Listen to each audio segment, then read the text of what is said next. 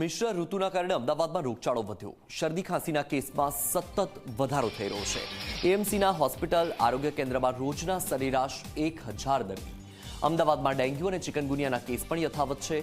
હાલ શહેરમાં ડેન્ગ્યુના 108 case, ચિકનગુનિયાના 22 case, તો અમદાવાદમાં સાદા મેલેરિયાના 54 કેસ, ઝેરી મેલેરિયાના 18 કેસ, ઝાડા ઉલટી, કમળા અને ટાઇફોઇડના કેસમાં પણ વધારો.